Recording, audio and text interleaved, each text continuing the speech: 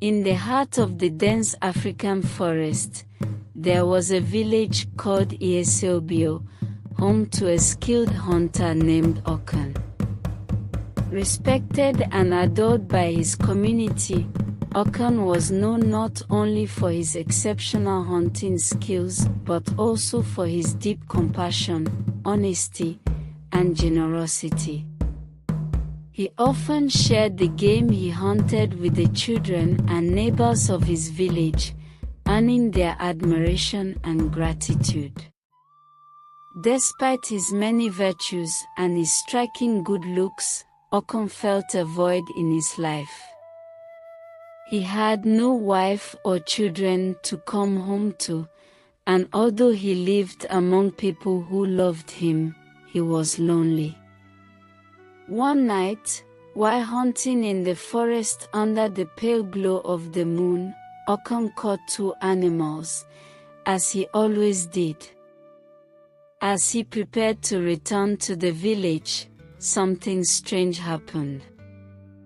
He stumbled upon a large anthill, and amidst the rustling of the leaves and the sounds of the night, he heard something unusual, the sound of a woman sobbing.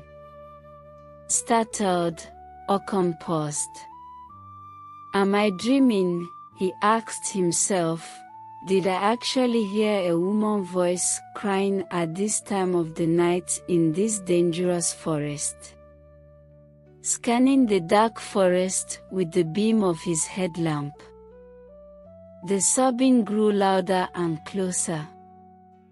He knew it wasn't his imagination. Curious and concerned, he followed the sound until he found the source, a woman, seated beside the anthill, her face hidden behind her hands as she wept softly in the moonlit forest. Okan approached cautiously. "Why are you here, alone, in such a dangerous place at this hour?" he asked gently. But the woman did not respond. She continued to cry, her beauty almost too surreal in the pale light. She was unlike anyone Okan had ever seen. Her skin was flawless, glowing softly in the darkness. Her long, shining hair flowed like silk, and her lips were as red as the petals of a rose. Every detail of her face seemed as if it had been crafted by the gods themselves, perfect, ethereal.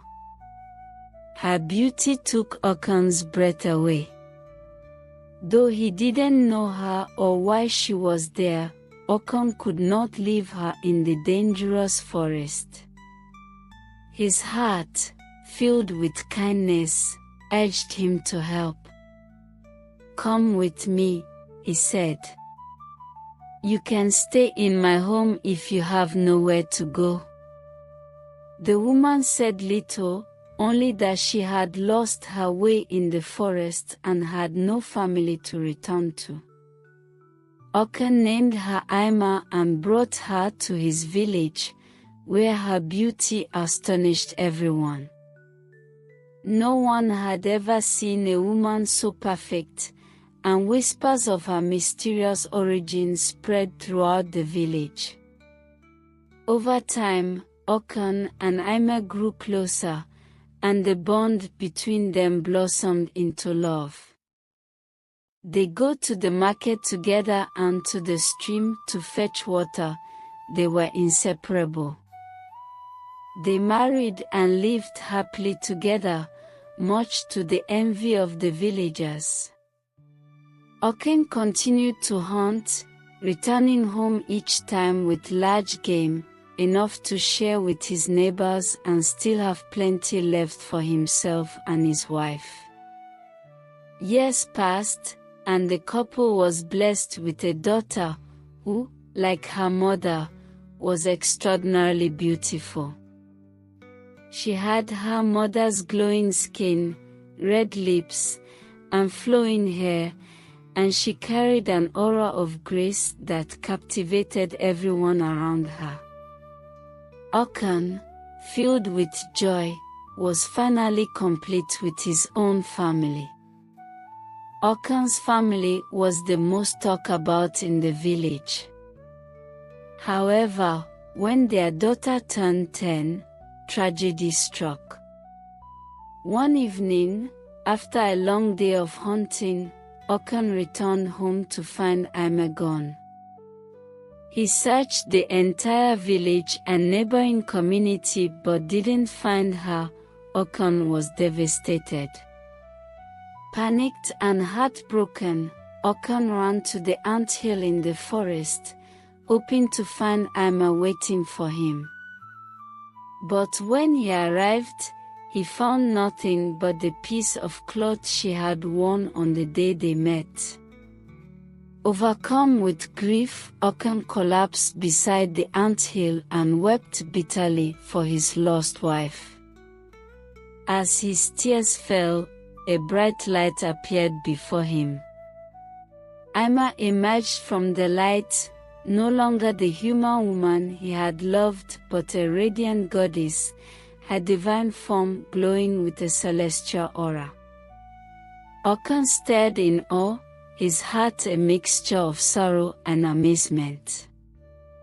Ima, you were a goddess all along. Ima nodded, her voice gentle but filled with love. I watched you from the forest, Okan. Your kind and gentle spirit drew me to you. Though I am not of this world, I fell in love with you and chose to take human form. But my time with you was limited. I could only remain by your side for 10 years. Now, I must return to my realm, but I leave you with a part of me, our daughter, who carries my spirit. Through her, you will never be alone. Okan's heart ached, but he understood. Ima was not gone forever. She had left him with their daughter, a gift that would remind him of their love every day. Ima then gave him one final instruction: bring our daughter to me at the anthill every full moon, and I will watch over both of you. With that, Ima disappeared in the light, leaving Okan alone once more, but with the comfort that her spirit would always be near. Okan returned to the village, his heart still heavy but filled with love for his daughter. He honored Ima's wish, bringing their daughter to the anthill each full moon.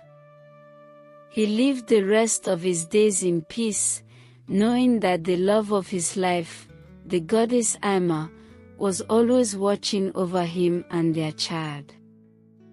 The end. Thank you for watching. Please like, share, and subscribe to my channel.